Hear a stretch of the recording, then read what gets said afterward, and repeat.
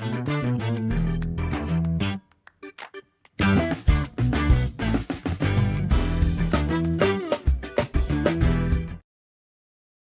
and welcome to Jazz After Dark, everybody. How you doing today? This evening, I should say. Tonight, I'll be joining you with a special gift that I got while I was up in Kentucky over the weekend, and we had some fun up there, and got a gift from a friend of mine, Russell's Reserve Kentucky Bourbon Whiskey. They heard that I was testing out the different bourbons here, and my wife tried it. I have not tried it. Oh, it smells delightful. What are you drinking tonight? Hope all is good with you. Oh, wow. Okay. I have no idea what that costs, if that's good or bad, but wow. Very sweet. A lot of spice, but very sweet there. Almost, I don't know if I'm getting like a dark cherry, a little walnut in there. Very, very cool. So I thank you for that. I won't say their name in this case. Not a watcher of the show for some reason. I hope you're doing all right. This is kind of a laid-back class that we do. This is not meant to be accomplished in 30 seconds like the kids on TikTok. And I'm going to try something way different here tonight, maybe for better or for worse. We're just going to see how this goes. I have not prepared this, so this may take me an extra second here. I just thought of this idea, and I said, that's it. That's what I'm going to talk about. So here we go. I did prepare a little data for you. So last year, you know how I always say we have a large data set. When I see people asking questions about something, I'm not just making it up. We have a large amount of emails that come in. We have chat on our page. We have all kinds of different avenues where clients can contact us through our portal that we've built here. So we track all of that because, we can. And we're very sensitive about, like, how's it going? Are people getting the questions they need? We've had problems where emails go to spam and, things like that. But we're very sensitive to the questions that come in. Of course, we want a timely response. But also, I like to see what everybody's thinking. It's tax time right now, so a lot of questions are wrapped around taxes, understandably. But I thought I'd answer a handful of questions that we've got from clients, and I have not picked them. I literally just pulled up my folder to see all of the ones that have been sent, and I'm just going to click on one and read through them. But here you go. Over the last 12 months, just to give you an idea of the data, this is from April 1st to, so it goes as of the end of last month. All right. Because we're in April now. So 12 months, we have had 89,738 conversations with people, and that is up 386%, I guess. Total of 98,313 messages received. If they are not considered a conversation, that means it was some kind of spam, marketing, or whatever, and it was filtered out by our system. We have generated new emails, meaning we proactively started a new email. It was not a question. It was something we pushed out. I wouldn't pay attention to any increase here. We do some things internally where we send emails to the clearing firm and compliance and things like that. So that's not really fair. Total replies sent to those email conversations, meaning they were not answered in the first reply. That would be a back and forth in this case. And resolved is fairly new. This is something that is automated. It's not very accurate. I wouldn't suggest there. And then this indicates how many were resolved on the first shot. In other words, somebody asked a question, we responded, and we did not hear back from them. This is also not very reliable because a lot of times people will reply on the same string, and this software doesn't pick that up. So when I say we have a large data set, there you go. It may not be the most amount of emails anybody's ever gotten in their lifetime, but this is what we have. Our response time averages 6 hours and 57 minutes. That's because we don't answer emails in the middle of the night often. The bulk of our email, you can't see it. Let's go up a little bit. The bulk of our emails, let's go like that. There you go. Answered within the 3 to 6 to 12 hour window. And we like to say if you don't hear from us that day or the next day, then something's wrong. Please let us know, or something went to spam or something. It could also be that we said, hey, we'll get back with you we're going to do some more research on that. So a lot of times it'll extend out beyond that, but that's not very frequent. And then over here, our first response time. So this is our average. This is our first response time, 8 hours, 6 minutes. I don't know if that's good or bad to you guys, but I'm just sharing the data with you, with the bulk of everything being answered in this small 1-day window. Very important to us that we do those sort of things. So I preface all of that to explain why, when I go over things like, why is everybody concerned about, AI stocks? Something must be going on. A lot of times I'll get my sort of sentiment, I get my sentiment sort of clues and cues from questions that we get. Very cool. All right, so let's go here. So we're going to pick up some questions here. Some of these are responses. Let's find something here. Oh, here's a good one. Actually, I remember this one. This was just from earlier today. So the client had asked, hey, met with my local insurance agent of a major company there, and they talked about maybe me buying some personal liability umbrella policies. Do you have any thoughts on those? And then also, while I was there, they said we should talk about life insurance policy for the specific advantage of wealth transfer. Life insurance for the purpose of wealth transfer is really the only reason I would consider this insurance at this point, but it never occurred to me. What are your thoughts on that? And so the first thing I said to the client, or let me go, I can actually tell you. First thing I said was, hey, client, were you searching for an umbrella policy for some reason? If so, can you fill me in on some of those reasons so that I could better guide you? Maybe something changed in their life. So I'm poking a little bit just to make sure that I've understood what the question is. And then I literally put, as far as the life insurance as a wealth transfer vehicle, I'll give you a clue. No one buys these policies. They are sold these policies. And I went on to explain exactly why. This client has a Roth IRA and they have a brokerage account with us. Let's talk about wealth transfer. Now, he didn't say there was any other reason. They said wealth transfer was the reason that this was presented to him. So only I'm answering it based on this. I said, well, the Roth doesn't make sense because the wealth transfers over tax-free. There's no consideration for the person that inherits your Roth IRA. So I'm not sure that I would pay for insurance for that. But maybe you're thinking, my brokerage account. I don't want that to, cause anybody any troubles there. Well, in that case, there's something called the step up in basis, which means the person that is going to, I don't want to say inherit, but when you die, they transfer this account into this person's name that you have designated. And that person gets up the step up in basis, which means they get to take over, and the cost basis for their position is the cost the day you passed away. So let's say you were lucky enough to own shares of Apple at $15. And by the time you pass away and they don't split, let's say it's like $300. Well, if you died today and it was worth $300 today, that's that person's cost basis. So there's no tax owed on that position, assuming it didn't change in value.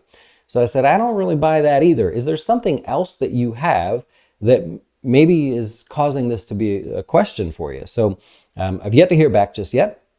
We went back and forth a little bit on the idea of, I didn't know that and things like that. But careful, when you're looking for insurance, you often will be sold insurance that is not what you were looking for. So just a heads up there. What do we have here? This was a client that was asking if they can retire. They'd filled out their nest egg platform there, and I said yes. I don't take that lightly, by the way. When someone says, am I set up and ready to retire? I have a genuine nightmare. And this is for real. I've actually had this nightmare where clients look like zombies, but they're all retired now. But I'm not, because I'm only 40 years old. So most advisors will retire before you do. And it's like, well, how do I know they're looking out for me? And so my nightmare is that they're all banging on the door. Like, you told me I could retire and I ran out of money and stuff. So I don't take that lightly. And that's not a joke. I genuinely have that nightmare. And so I responded to this client, based on what I see here, you can retire at any time you like. And then I gave an example and I showed like what I was looking at and how I came to that. And I said, also this means you could stop saving for retirement now. You don't need to save another dollar if you don't want to. And I ended it by saying, so what am I missing here? Why does this look so good? Because I wanted to be skeptical, and I genuinely don't just dole out you're all clear to retire. I genuinely will pick on people and find something and go, I'm not sure about this or that. It's hard for me to give the clear green light. So I was being a little bit funny there, but also going, you sure? is this data correct here? Maybe we should talk about this one. Here's a little bit weird for me. What else do we have here? SEP IRA contributions. So we're at that time of year, we only have a few days left actually, where you can contribute for 2022 in your SEP IRA. However, and I don't know why this is, but when you make your deposit, we don't care what the year is for in the SEP. You self-certify that on your taxes. That one's beyond me. I'm missing something. I know I am. But so I got a lot of questions on that. Hey, I'm about to put in, my CPA said I can put in $11,000 or whatever. How do I backdate that for 2022? And the answer is we don't. You self-certify that. You would just tell your CPA that that's what you're doing, and they would make the appropriate filings there. So that one's not really a question. Okay, here's a client, a client that has a lot of questions, and I like that. I'm not mad at that, but a client that I know well because they are very detailed about their dollars. He said, I did my 2022 taxes. It shows that I'm on track. I should be able to convert $45,000 for 2023. What's the plan for that? When should we convert the $45,000? And then they gave a few examples of what they were thinking. And my answer to that was, you get to time the market. We're early in the year here, and every 0.9 years, the market pulls back 5%. That's not my belief. That's a stat, actually. We've done a class about that. So my argument was, why convert here? Let's wait till the market falls and convert that money later. So we don't have to sell positions, by the way. You know that? If you're going to convert from a Roth to an IRA, you can just move the positions. Many brokerage firms won't allow this, and it's sad, but it's really technology driven. Eventually, they will offer it. But what we do is, let's say you owned Apple. I don't know, I'm using that as an example tonight. You had Apple in your traditional IRA, and the whole thing was 100% Apple. And you said, well, I want to convert 45,000, and then that means I need to convert, 7 shares. Well, we would just grab 7 shares and just go put it in your Roth, and that would count as the conversion. It's called journaling. So there's no need to actually sell the position. And this client had previously mentioned, I don't like the idea of selling a stock, then being out of the market and waiting for us to do our thing. And maybe there's a bank holiday and it takes a day longer or something. And now I'm back and I might have to buy it back more. First of all, I applaud that sort of short-term cost basis thinking. That's awesome. Those little pennies add up. Second of all, we don't do it that way. So we would literally just take the shares, shift them over, and that'd be the end of it. You'd never be out of the position. So my argument my sort of advice to this client was, let's do it when the value of that position is lower. That way you can convert more shares. So $45,000 worth of shares, if the market falls 5%, well, let's say that position fell 5%, now that's a few extra shares depending on the price of the stock. So now we can move that over here. And inevitably, one day that's going to go back up. That $45,000 will be 48 in your Roth, but you didn't pay tax on the difference between 45, 46, 47, 48, right? Because we just moved the shares. So a little bit of a geeky way of doing things there. What else? Do we have a couple others here I can do? Here's a client. We actually talked on the phone too. So here's a client that was a little nervous. So they had $30,000 as an emergency fund. Well, they had an emergency. It was actually a heating and air conditioning system. The whole house, they had to start over from scratch. I think it was 18 or 19,000, something like that. He kept saying, I'm left with $10,000 in my emergency fund. And he didn't feel good about that. Rightfully so, hey, big expenses. So he was saying, how do I do this? How do I get back to my $30,000 as soon as possible? Or should I stop investing and fill up that emergency fund? And so my first comment was, well, first of all, the emergency fund was there for such an emergency. So you shouldn't feel bad about using the money. You should feel good that you had the money and didn't have to go into debt or sign up for some no interest, program to pay for this system. So I was trying to make him feel good. Like, that's what it's there for. Like, you did it. Congratulations. And then the second thing we came up with was a timeline. How long was it going to take to get back to 30,000? And were they okay with that timeline? And so they were not okay with the timeline because it was going to take too long. Figured about a year. And we said, okay, let's do it this way. We'll shave, I don't know, a couple months off of this. When the markets are trending lower, go ahead and keep investing. And since it's a matter of clicking a button on your phone these days, well, right now the market's trending higher. Let's stop investing while we're paying more for the product and put the money in savings. When the market's falling, stop saving and put some money into your accounts. Now, I told this client this because I know they're that in tune. Not everybody can do that. Some of you lose track and go about your life and won't be able to do that. Knowing that this client will do this, I said, well, let's do that. It's going to shave some amount of time off, but I can't tell you exactly what it is because if the markets go down for 3 months straight, well, that's going to take your emergency savings longer because you're not saving as much towards it. With the added benefit that if we find out you have another emergency, because one of you out there is going to say, what happens if, right? So with the added benefit that if you happen to be saving in the market and it drops for 3 months and another emergency comes along, you're using your Roth IRA. You can always just take the money out, right? It may not be the best timing, I don't know, but you can always take it out. And so that was kind of the discussion there was if you're willing to be a little more active about this, it's kind of a fun way to do it. And they can achieve things that way. We also talked about a 401k loan next time as maybe better than draining any other type of account. Should there be another emergency, I don't think, we both have anything on the horizon there, but you never know. These things can happen. So it's just a different way to think about it. It definitely was not me forcing them to do this. It was just fun to talk about that. Yeah, so that's pretty cool. Other than that, let me know what you think about this type of video. I literally just scrolled through my entire sort of sent folder. It doesn't, it's called a closed folder. So conversations that are closed and done, and just grabbed a few things there. Is that helpful? Was that nowhere on track? Yeah. Like I said, we have lots of emails that come in. Thankfully, I don't answer all of them. I don't have to. That's not everyone's asking for advice, right? And thankfully, it's not just me here.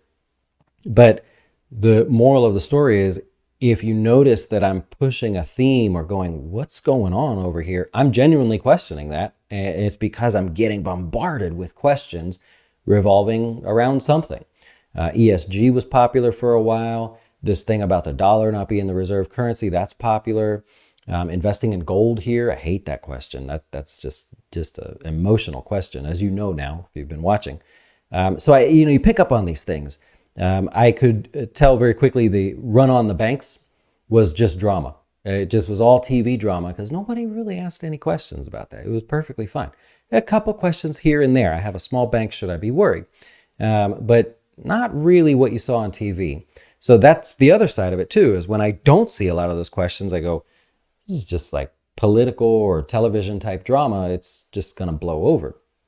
So it's kind of cool. I really like that, being in that position, being able to see that kind of stuff and be one step ahead.